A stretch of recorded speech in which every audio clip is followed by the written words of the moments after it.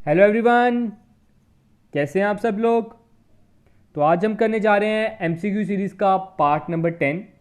जो इस चैनल पर नए हैं उन सभी को मैं पहले बता दूं, हमारी एमसीक्यू सीरीज़ चल रही है जिसमें हमने आपको 9 पार्ट्स प्रोवाइड कर दिए हैं, जिसमें हम अकाउंटेंसी के मोस्ट इंपॉर्टेंट 1000 एमसीक्यू डिस्कस करने वाले हैं। तो जिन्होंने हमें सब्सक्राइब नहीं किया वो हमें सब्सक्राइब कर लें। और आपको प्लेलिस्ट में आपने करना क्या है, आपको एक प्लेलिस्ट होगी हमारी प्लेलिस्ट ऑप्शन में, किस नाम से, पीडीएफ डिस्कशन। उधर से आप turn by turn sequence wise में वीडियोस देखें, तभी आपको ज़्यादा मज़ा आएगा, क्योंकि हमने उधर बेसिक से स्टार्ट किया है। और साथ में बता दूं, इन एमसीक्यू सीरीज़ का मेरा मेन मकसद है जो भी इस प्लेटफॉर्म से पढ़े वो सभी अपने एग्जाम में, जो जेके एसएसबी अकाउंट सिस्टम का एग्जाम है उसमें 25 प्लस टारगेट करें।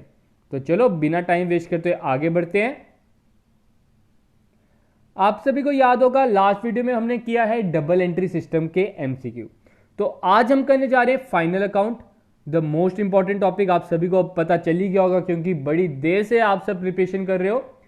अब आप सभी को पता होगा फाइनल अकाउंट जो है उसे दो पार्ट में डिवाइड किया गया, that is income statement and next one is position statement. Income statement भी सब डिवाइडेड इनटू टू। जो इनकम स्टेटमेंट भी है उसे भी हमने दो पार्ट में सब डिवाइड कर दिया, that is trading account and profit and loss account. Trading में आते हैं आपके डायरेक्ट एक्सपेंस, ट्रेडिंग में क्या आते हैं आपके डायरेक्ट एक्सपेंस, और प्रॉफिट एंड लॉस अकाउंट में आपके आते हैं इनडायरेक्ट एक्सपेंस, जो आपकी सेल ऑफ द गुड्स पे यूज होते हैं। वो खर्चे जो सामान बेचने में मदद करते हैं वो कौन से होते हैं, इनडायरेक्ट। और जो सामान बनाने के लिए मदद करते हैं वो होते हैं डायरेक्ट। फॉर एग्जाम्पल, आप शू मैन्युफैक्चरर हो, अगर आप शू बना रहे हो, शू बनाने के लिए आपको क्या क्या चाहिए, लेदर चाहिए, लेसिस चाहिए, बाकी थ्रेड्स वगैरह जो स्टिचिंग के लिए होते हैं, और भी जो जो चीजें चाहिए, वो सब कुछ क्या एक्सपेंस के लिए आएगा, डायरेक्ट। लेकिन अब आपने वो जो शूज जो है उसको आपने शोरूम में रख दिया है, अब आपने उसको बेचना है। बेचने के लिए आपने एक सेल्समैन रखा है। सेल्समैन बड़ी अच्छी अच्छी प्यारी प्यारी बातें कर करके ग्राहक को पट्टू डाल लेता है और उसे बेच देता है। तो वो जो सैलरी हम उसको देंगे उस सेल्समैन को, उसको हम बोलेंगे इनडायरेक्ट एक्सपेंस। ठीक है। फिर अगला आता है पोजीशन स्टेटमेंट। पोजीशन स्टेटमेंट बनती है आपकी प्रॉफिट एंड लॉस अकाउंट के बाद, उसे हम बोलते हैं बैलेंस शीट। बैलेंस शीट में क्या होता है, बैलेंस शीट इज आपकी वो एक स्टेटमेंट है जिसमें एसेट्स और लाइबिलिटीज होती हैं। आपकी राइट साइड क्या आ जाती है, एसेट, इस तरफ क्या आ जाते हैं एसेट, और लेफ्ट साइड आपकी क्या आ जाती है, लाइबिलिटी। ठीक है। और आपकी हमेशा liability plus capital is equal to asset जरूर होना चाहिए। इससे आपको पता चलता है आपके बिजनेस की पोजीशन कैसी है, आपके बिजनेस में एसेट्स कितने हैं, आपके बिजनेस की टेंशन मतलब लाइबिलिटी कितनी है। ठीक है। अब आगे बढ़ते हैं। ये पर्पस है, मैं आपको लेक्चर्स में पहले का बता चुका हूं। अब आगे हम एमसीक्यू की ओर बढ़ते हैं। तो आज का हमारा फर्स्ट एमसीक्यू क्या कह रहा है, पहला कह रहा है closing stock is recorded in.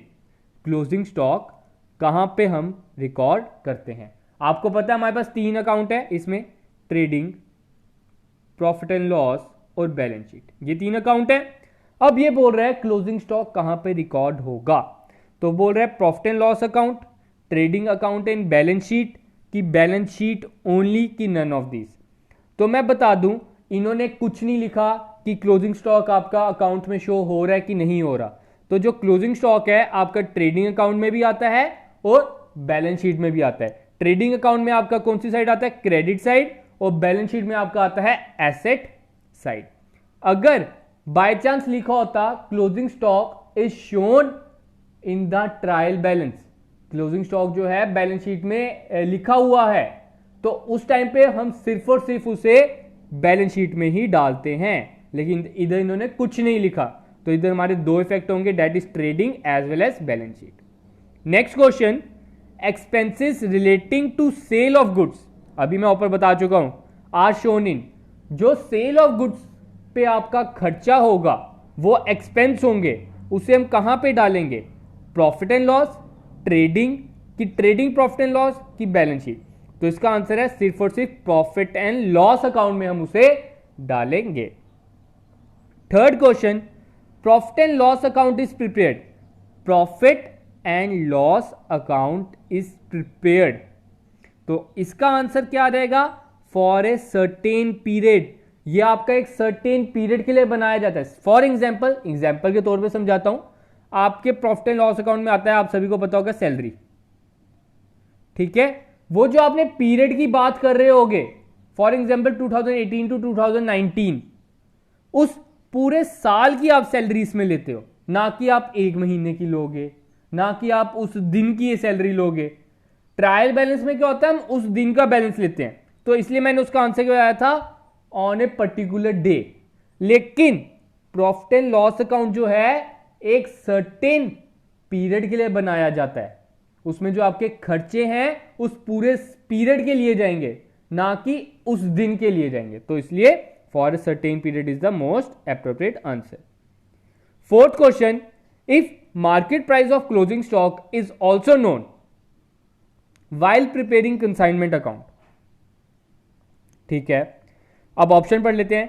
Closing stock will be valued at cost, closing stock will be valued at market price, closing stock is to be valued at cost और market price which ever is lower, कि closing stock is to be valued at cost और market price which ever is higher. तो आप सभी को पता होगा which ever is lower is the most appropriate. Closing stock को हम उस कॉस्ट पे वैल्यू करेंगे या मार्केट प्राइस पे वैल्यू करेंगे जो कम होगी। कॉस्ट अगर आपकी 100 बता रहा है और मार्केट प्राइस 90 बता रहा है तो मार्केट प्राइस पे करेंगे। अगर वो मार्केट प्राइस बता रहा है 10, अगर वो मार्केट प्राइस बता रहा है 10 और कॉस्ट आपकी बता रहा है 9, तो हम उसे कॉस्ट पे करेंगे। जो कम होता है हम क्लोजिंग स्टॉक को उसी पे रिकॉर्ड करते हैं, ठीक है। आगे बढ़ते हैं। फिफ्थ क्वेश्चन में बोल रहे हैं on credit side of profit and loss account we record, हम क्रेडिट साइड, मैंने आपको बताया प्रॉफिट एंड लॉस अकाउंट में आती हैं इनडायरेक्ट आइटम्स। कौन सी आती हैं? इनडायरेक्ट आइटम्स, ठीक है। अब वो साथ में बोल रहे हैं क्रेडिट साइड, क्रेडिट साइड पे क्या आएगा? तो आप सभी को पता होगा डेबिट साइड आपकी आती है एक्सपेंस और क्रेडिट साइड आपकी आते हैं इनकम। तो इसका आंसर क्या रहेगा? इनडायरेक्ट इनकम, ये पहले का हाईलाइटेड है। 6 क्वेश्चन की ओर बढ़ते हैं। 6 में वो बोल रहा है gross profit is, gross profit क्या है? मैंने आपको 2 न्यूमेरिक उसमें फॉर्मूले भी कराए हैं। ग्रॉस प्रॉफिट के आप बोल लो या कॉस्ट ऑफ गुड सोल्ड के बोल लो। आप सभी को याद होगा cost of good sold is equal to sales minus gross profit, sales minus GP. तो अगर मैं इधर जीपी को इधर माइनस हो रहा है, उधर जाके क्या हो रहेगा plus, cost of good sold plus GP is equal to sale. Cost of good sold इधर प्लस हो रहा है, उधर जाके क्या हो रहेगा माइनस, तो GP is equal to sale minus cost of good sold. GP किसके बराबर है? सेल में से हम cost of good sold minus कर देंगे, तो इधर यही आंसर आएगा। क्या है? Excess of sale over cost of good sold. Sale जितनी ज्यादा होगी कॉस्ट ऑफ गुड सोल्ड के, उससे हम क्या बोलते हैं? जीपी या ग्रॉस प्रॉफिट। नेक्स्ट है 7th question, net profit is computed in the, net profit हम कौन से मेथड में कंप्यूट करते हैं? पहला बोल रहा है profit and loss account, balance sheet, trial balance की ट्रेडिंग अकाउंट। तो इसका आंसर आ जाता है A1। हम उसे नेट प्रॉफिट या नेट लॉस को हम प्रॉफिट एंड लॉस अकाउंट के थ्रू पता करते हैं। 8th question, the charges of placing commodities into saleable condition should be charge to. इस क्वेश्चन को ध्यान से समझना। क्या बोल रहा है? सेलेबल, इस वर्ड की बड़ी मान्यता है इस क्वेश्चन में। बोल रहा है the charges of placing commodity in a saleable condition, बेचने की कंडीशन में। ये नहीं बोल रहा कि आपका बेचने का खर्चा है, ये बेचने का खर्चा नहीं है, उसे कंडीशन बनाना है। फॉर एग्जाम्पल, मैं एग्जाम्पल लेता हूं, मैं एक शू मैन्युफैक्चरर हूं, मैंने शू बना दिया, उसमें लेसिस नहीं डाले, कोई शूज लेगा? नहीं लेगा, बड़ा रेयर होगा कोई ले लेगा बिना लेसिस के, ठीक है।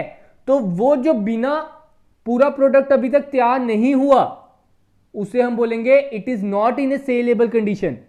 जब वो पूरा प्रोडक्ट कंप्लीट हो जाएगा तो हम उसे बोलेंगे ये अब सेलेबल कंडीशन में है। तो उसको हमने सेलेबल कंडीशन में लाने के लिए जो खर्चे होंगे उसे हम कहां पे रिकॉर्ड करेंगे, ट्रेडिंग में। 8 का आंसर क्या रहेगा, ट्रेडिंग रहेगा। बच्चे कह रहे थे बड़े प्रॉफिट एंड लॉस अकाउंट, तो मैं बता दूं ये गलत है, इधर सेलेबल कंडीशन है। 9th question, if it is required to maintain fixed capital then the partner share of profit must be. ठीक है, वो बोल रहे हैं अगर आपको जरूरत है फिक्स्ड कैपिटल की, फिक्स्ड कैपिटल आप मेंटेन कर रहे हो, ये मैंने वैसे पार्टनरशिप में सिखाया है, इसमें भी आ सकता है क्वेश्चन क्योंकि सब कुछ लिंक होता है, मैं बता दूं अकाउंटेंसी में क्या है। अगर आप फिक्स्ड कैपिटल मेंटेन कर रहे हो, पार्टनर का शेयर ऑफ प्रॉफिट कहां पे आएगा, तो जब आप फिक्स्ड कैपिटल बनाते हो आपको पता होगा आपके 2 अकाउंट बनते हैं, एक करंट और एक कैपिटल। जितनी भी एडजस्टमेंट्स है वो सारी की सारी करंट में आती हैं, और कैपिटल में सिर्फ और सिर्फ आपकी अगर नई कैपिटल आई या आपने कैपिटल निकाली वो ही आप एंट्री करते हो। तो ये प्रॉफिट आ रहा है, प्रॉफिट को हम डालेंगे पार्टनर्स कैपिटल अकाउंट में, कौन पार्टनर सॉरी करंट अकाउंट में, हम कौन किस में डालेंगे, करंट अकाउंट में। और उसे हम करंट आपका जो करंट अकाउंट का बैलेंस है प्लस वाली साइड होती है माइन क्रेडिट, तो इसका आंसर क्या रहेगा, D1, credited to partners current account. Next question 10th में वो बोल रहे हैं cost of good sold is equal to opening stock plus net purchase plus expenses on purchase minus sale, which part of formula is wrong. आपको ऊपर एक formula दिया question में, इसमें क्या गलत है। देखा क्वेश्चन मैंने किस हिसाब से डाले हैं, हर एक तरह का क्वेश्चन डाला है ताकि एग्जाम के टाइम आपको कोई प्रॉब्लम ना आए। तो आप सभी को पता होना चाहिए cost of good sold is equal to opening stock plus purchases plus direct expenses minus closing stock होता है, ना कि सेल होता है। तो इसमें गलत क्या है, सेल वाला पार्ट गलत है, तो इसका आंसर क्या जाएगा, D1। हमने अभी 10 क्वेश्चन कर लिए हैं, होप कि आप सभी का स्कोर 7+ जा रहा होगा, नहीं तो आपको अभी और प्रिपरेशन की जरूरत है। आगे बढ़ते हैं, विच equation is not correct from the following equation. नीचे दिए गए ऑप्शन में से कौन सी इक्वेशन सही नहीं है। पहले वो बोल रहा है cost of good sold plus opening stock plus purchases minus closing stock, तो मैं बता दूं ये सही है। बड़े से स्टूडेंट्स कह रहे होंगे इसमें सर डायरेक्ट एक्सपेंसेस नहीं दिए, तो आपने क्या एज्यूम करना होता है, डायरेक्ट एक्सपेंसेस जो हैं वो आपके 0 के बराबर है, ठीक है, तो इसलिए हमने इधर डायरेक्ट एक्सपेंसेस नहीं लिखे, इतना आप कर सकते हो। नेक्स्ट है closing stock is equal to opening stock plus purchases minus closing stock. अगर ये इधर प्लस हो रहा है उधर आके माइनस हो जाएगा, ये माइनस हो रहा है उधर आके प्लस हो जाएगा, तो आंसर क्वेश्चन तो यही बन जाएगा, तो ये भी ठीक है। आगे बढ़ते हैं, opening stock is equal to closing stock plus purchases minus cost of goods.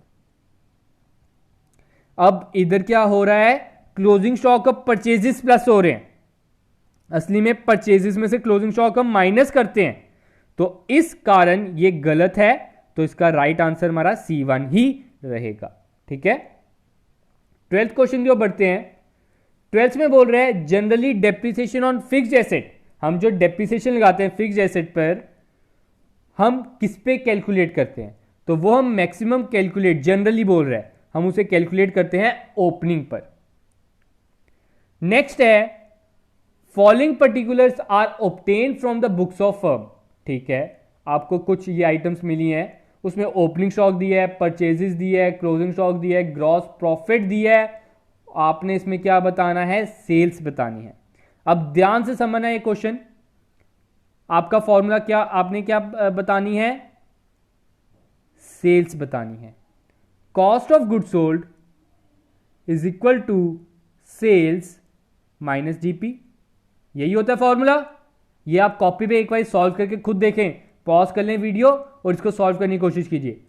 वो बोल रहा है ग्रॉस प्रॉफिट जो है वो सेल पे है, ठीक है, उसका प्रॉफिट जो है वो सेल पर है, तो हम क्या करते हैं, let the sale be X, sale को मैंने एक्स ले लिया, माइनस ग्रॉस प्रॉफिट हमारा 20% ऑफ एक्स, 20% ऑफ एक्स, ठीक है, is equal to cost of good sold. ये आपका इधर 100 है, ये भी 100 बन जाएगा, 100 में से 20 काटे तो 80 बन गया। 80/100 x is equal to cost of good sold. आपने ये चीज याद रखनी है, लिख लो कहीं कॉपी पे, cost of good sold is equal to 80/100 x. अब पहले हम कॉस्ट ऑफ गुड सोल्ड निकाल लेते हैं। कॉस्ट ऑफ गुड सोल्ड कितना आ जाएगा? ओपनिंग स्टॉक है 20,000, परचेजेस है 1,20,000, 20 प्लस 1 20, 1,40,000, 1,40,000 में से 60,000 काटे, 1,40,000 में से 60,000 काटे तो आपका हो गया 80,000। 80,000 इज इक्वल टू 80/100 एक्स है हमारा। ठीक है, 100 इधर क्या हो रहा है? डिवाइड, उधर जाके मल्टीप्लाई, और 80 इधर है मल्टीप्लाई, उधर जाके डिवाइड। तो आपका आंसर क्या बन जाएगा? 80,000 into 100 divided by 80। 0 0 cancel, 8 1 jar, और ये 1,000 जार। 1,000 में 2 0 और ऐड कर लो तो आपके कितने हो गए? 1 लाख। तो इसका आंसर क्या रहेगा? 1 लाख। तो इसका आंसर B1 है। होप कि क्लियर होगा। अब आगे बढ़ते हैं 14th क्वेश्चन की ओर। 14th क्वेश्चन में बोल रहे हैं for finding credit sale which account is prepared. अगर आपने पता करना है अपनी क्रेडिट सेल के बारे में, ठीक है, तो आप कौन सा अकाउंट बनाओगे? आप जब क्रेडिट सेल करते हो किसको करते हो? डेटर्स को करते हो। तो उसके लिए हम डेटर अकाउंट ही बनाएंगे और उधर से हमें पता चल जाएगा कि हमारी क्रेडिट सेल टोटल कितनी है। Next, find out credit purchase. अब वो जनाब बोल रहे हैं क्रेडिट परचेज ढूंढ के बताइए। कैश परचेज दिया है, कैश सेल दिया है, क्रेडिट सेल दिया है, क्लोजिंग स्टॉक दिया है, ओपनिंग स्टॉक दिया है और रेट ऑफ ग्रॉस प्रॉफिट दिया है। तो देखिए इस क्वेश्चन में हमने कैसे करना है। सबसे पहले हम कॉस्ट ऑफ गुड सोल्ड पता करने की कोशिश करते हैं।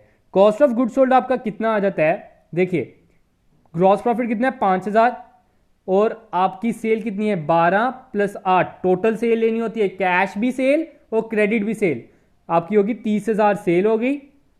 सेल्स में से मैं माइनस कर देता हूं ग्रॉस प्रॉफिट। आपके कॉस्ट ऑफ गुड सोल्ड कितना हो गया? 25,000। कॉस्ट ऑफ गुड सोल्ड कितना हो गया? 25,000। अब हम दूसरा फॉर्मूला लगाते हैं। दूसरा फॉर्मूला क्या होता है?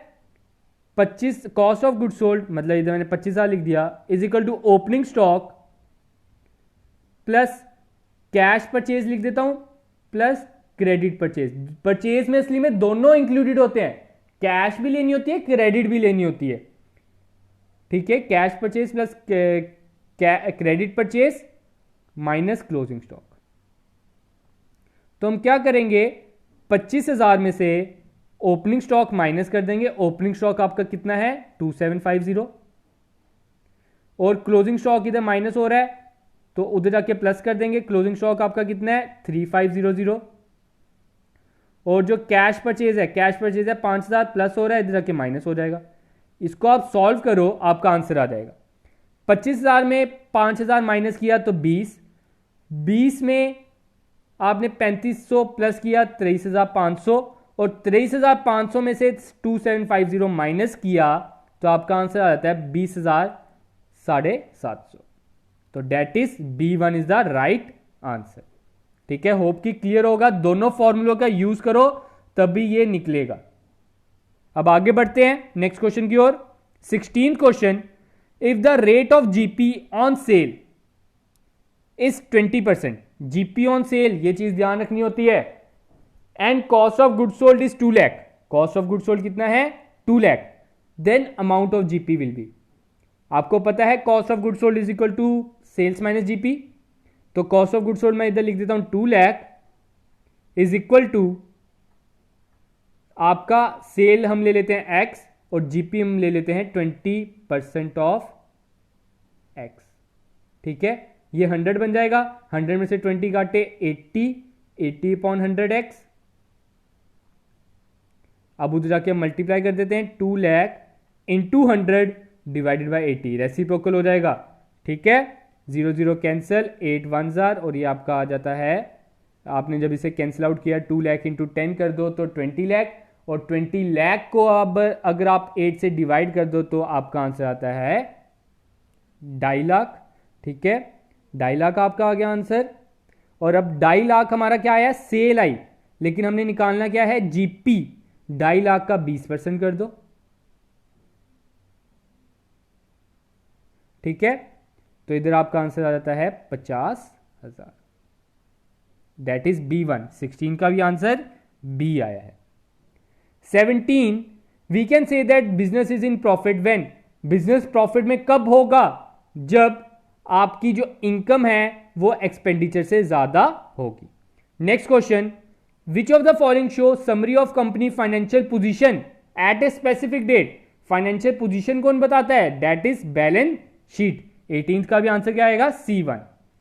19th, the unfavourable balance of profit and loss account should be, unfavourable हो गया गंदा वाला जो हमारे फेवर में नहीं है, मतलब कि लॉस, लॉस को हमने प्रॉफिट, जो आपका बैलेंस आया loss profit and loss account में, उसे हमने क्या करना है, उसे हमने करना है कैपिटल में से माइनस, तो इसका आंसर भी क्या रहेगा, C1। 20th question, bad debts recovered are transfer to dash side of profit and loss account, जो बैड डेट्स जब आप रिकवर करते हो उसे आपने प्रॉफिट एंड लॉस अकाउंट के कौन सी साइड पे लिखना है, उसे हमने लिखना होता है, आपकी इनकम है तो इसलिए ये क्रेडिट साइड आ जाएगा। 21st question, loss on sale of machine is debited to, ये लॉस है, ऑब्वियस ही बात है, लॉस अगर आपको होगा, ठीक है, तो वो आप कहां पे लिखोगे, डेबिट आप किसके करोगे, प्रॉफिट एंड लॉस अकाउंट के। 22 question, return outward appearing in the balance sheet is deducted from, जो रिटर्न आउटवर्ड है वो बैलेंस शीट में अपेयर कर रहा है, ट्रायल बैलेंस में sorry, is deducted from, return outward क्या हो गया, परचेज रिटर्न, परचेज रिटर्न को हम किस में से माइनस करेंगे, ऑब्वियस ही बात है परचेज में से ही माइनस करेंगे, ठीक है। Next question, sales are equal to, sales किसके बराबर है, तो सेल्स हमारी बराबर है cost of good sold plus gross profit, आपको पता है ग्रॉस आपने अभी किया है, cost of good sold is equal to sales minus GP, इधर माइनस जीपी है उधर जाके प्लस हो जाएगा, तो आपका सेल्स किसके बराबर आ जाएगा, cost of good sold plus GP. Next question, depreciation of a delivery van will appear in, delivery van की डेप्रिसिएशन, आपके पास एक वैन है उसकी अगर डेप्रिसिएशन लगाओगे वो कहां पे आती है, that is in profit and loss account, ठीक है। इस तरह का आपको क्वेश्चन आ सकता है, इसलिए आपको पूरा फॉर्मेट पता होना चाहिए, कौन सी आइटम प्रॉफिट एंड लॉस में आनी है और कौन सी आइटम ट्रेडिंग अकाउंट में आनी है, वो आपको ऊपर प्रोवाइडेड है इस पीडीएफ में। 25th question, which of the following would appear in trading account, नीचे दिए गए ऑप्शन में से कौन सा अपेयर करेगा ट्रेडिंग अकाउंट में, ट्रेडिंग में बोल रहे वो, ठीक है। पहले आता है डिस्काउंट अलोड, डिस्काउंट अलोड आपका प्रॉफिट एंड लॉस में आता है, ठीक है। फिर 20 बी ऑप्शन बोल रहा है carriage outward, carriage outward, inward होता तो प्रॉफिट एंड लॉस अकाउंट में आता है, तो ये आपका इनवर्ड होता तो वो ट्रेडिंग में आता है, सॉरी, तो आउटवर्ड है ये आपका प्रॉफिट एंड लॉस अकाउंट में आएगा, तो ये भी आपका ऑप्शन गलत है, तो C1 इज द इनवर्ड, ये आपका राइट आंसर है, जो कैरेज इनवर्ड है वो आपका ट्रेडिंग अकाउंट में आता है, तो C1 is the right answer. 26, which of the following should be classified as current liability, नीचे दिए गए ऑप्शन में से कौन कौन सी आपकी करंट लाइबिलिटी है, ठीक है, तो इधर ऑप्शन पढ़ लेते हैं। पहला आता है सन्ड्री डेटर्स, ये तो हमारे एसेट्स हैं। सेल्स टैक्स पेएबल, पेएबल है तो ये आपके लिए क्या है, लाइबिलिटी है, तो ये टिक कर देता हूं। सन्ड्री क्रेडिटर, ये भी आपकी लाइबिलिटी, आप सभी को पता है, और इन्वेस्टमेंट ये आपके एसेट है, तो सेकंड एंड थर्ड आपका आता है C1 में, तो ये आपका राइट आंसर है। 27th question, which of the following is not shown in the profit and loss account, नीचे दिए गए ऑप्शन में से कौन सा प्रॉफिट एंड लॉस अकाउंट में नहीं आएगा, तो जैसे हमने ऊपर किया कैरेज इनवर्ट जो है वो आपका आता है ट्रेडिंग अकाउंट में, तो ये आपका प्रॉफिट एंड लॉस अकाउंट में नहीं आएगा। 28, net profit is shown on the, net profit जो है वो कौन सी साइड शो होगा, ठीक है, वो बोल रहा है credit side of balance sheet, balance sheet की तो कोई क्रेडिट साइड होती ही नहीं है, तो ये गलत है option. Credit side of trading account, वो तो ट्रेडिंग अकाउंट में हम ग्रॉस प्रॉफिट लिखते हैं, तो ये भी गलत है ऑप्शन। थर्ड बोल रहा है credit side of profit and loss account, profit and loss account, ठीक है, प्रॉफिट एंड लॉस अकाउंट के क्रेडिट साइड आपका आता है नेट लॉस, ना कि नेट प्रॉफिट, तो ये भी गलत है। फोर्थ बोल रहा है credit side of capital account. Yes, capital account में क्या होता है, ये प्लस होता है। अगर ये प्लस होता है तो हम कैपिटल की क्रेडिट साइड प्लस वाली साइड लिख देंगे इसे आंसर, तो इसका डी आंसर राइट है। 29, what is the main purpose of balance sheet. Balance sheet का मेन पर्पस आपने बताना, आप सभी को पता होगा, उसका मेन मकसद है अपनी पोजीशन बताना। तो देख लेते हैं ऑप्शन पढ़ के, to report the current value of business, to report personal assets of the business, to report assets and liability of business, to indicate if the business is trading profitably. तो इसका right answer है to report assets and liabilities of a business. इसका सही answer यही गिना रहेगा।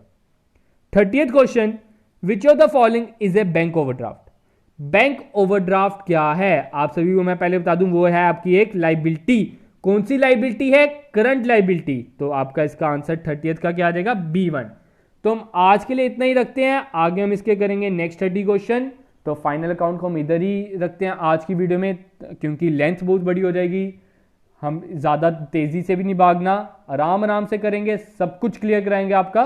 तो हम आज के लिए इतना ही रखते हैं। Thank you guys, have a good day and enjoy your day guys.